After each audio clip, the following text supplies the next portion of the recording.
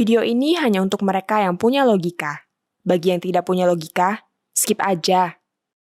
Fatwa Majelis Ulama yang mengharamkan salam lintas agama kini rame-rame ditentang. Dan yang menentangnya bukan cuma komentator pinggiran seperti saya, yang secara terbuka menunjukkan mereka berseberangan dengan MUI adalah pejabat Kementerian Agama, pengurus NU, dan sejumlah ahli dan rektor dari perguruan tinggi Islam. Bahkan juga ada suara yang berbeda di kalangan pimpinan MUI sendiri. Sikap terbuka ini layak mengingatkan MUI bahwa mereka tidak bisa begitu saja menetapkan fatwa terhadap umat Islam dengan mengabaikan pandangan para ahli. Buat kita semua ini tentu sangat menggembirakan. Agar Anda tidak bingung, saya ceritakan dulu duduk perkaranya.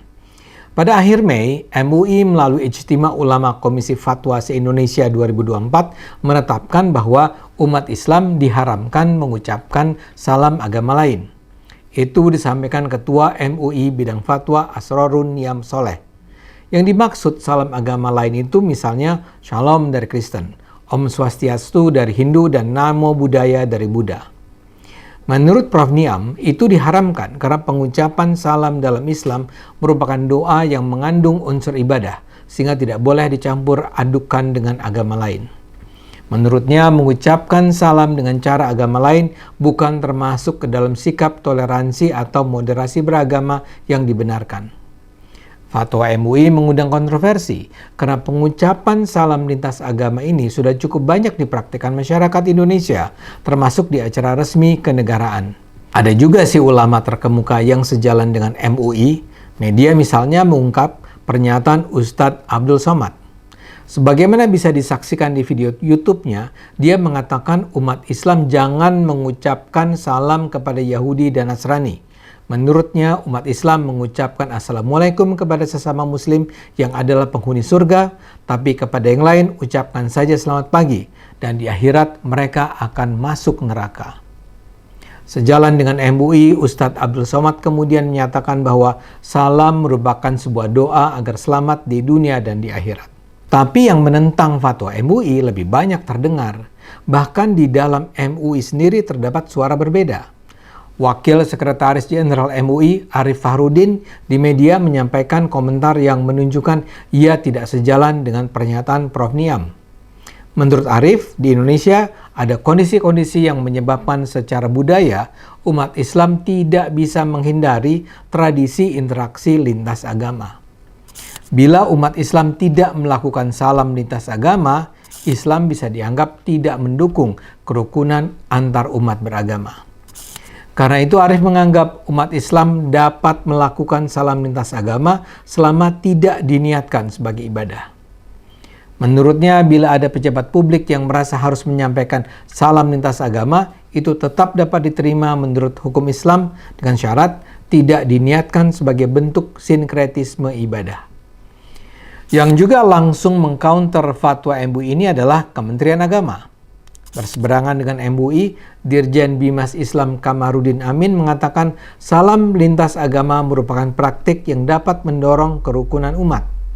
Menurutnya, menebar damai sebagai ajaran substantif semua agama justru dapat dilakukan melalui salam lintas agama. Amin juga meyakini salam dan ucapan Hari Raya Lintas Agama tidak berpengaruh terhadap akidah. Dari luar pemerintah, ada pernyataan dari pengurus besar Nahdlatul Ulama, organisasi Islam terbesar di Indonesia. Menurut Khatib Am PBNU Ahmad Said Asrori, demi menjaga persatuan bangsa dan menghindari perpecahan, pejabat Muslim diperbolehkan menyampaikan salam lintas agama. Dari lingkungan akademik, ada suara guru besar hukum Islam UIN Syarif Hidayatullah Jakarta, Profesor Ahmad Tholabi Kharli. Wakil Rektor Bidang Akademik UIN Jakarta itu menekankan bahwa fatwa sebagai produk pemikiran hukum Islam bersifat relatif dan tidak mengikat. Menurutnya, mengucapkan salam lintas agama adalah hal lazim dilakukan di forum publik sebagai bagian dari ikhtiar membangun harmoni antar umat beragama.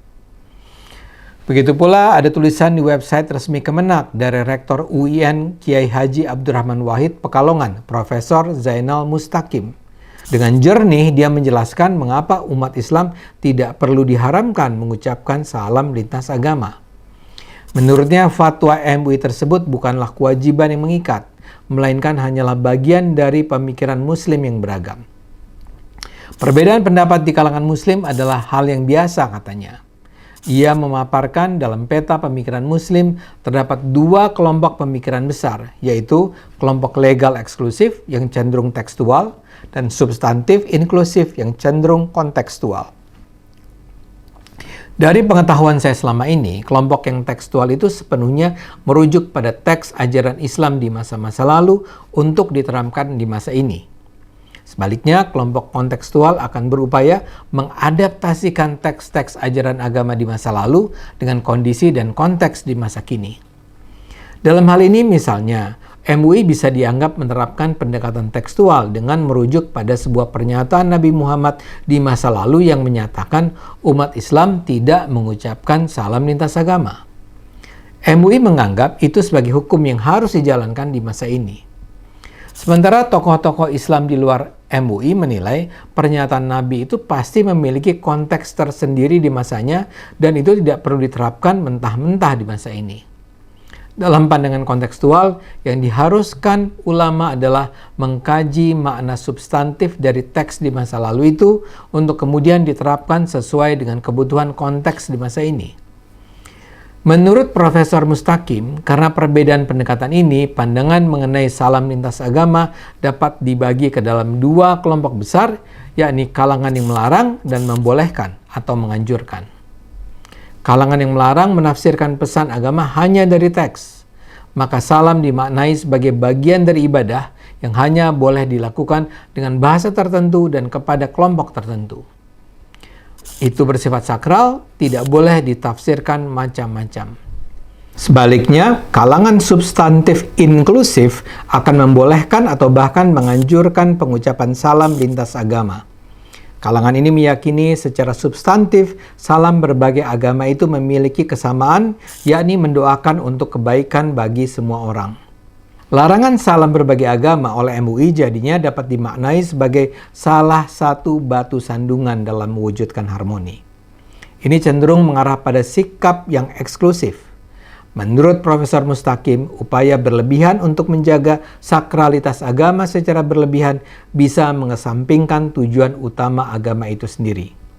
Ia juga mengingatkan MUI bukanlah satu-satunya lembaga yang merepresentasikan otoritas keberagamaan umat Islam di Indonesia.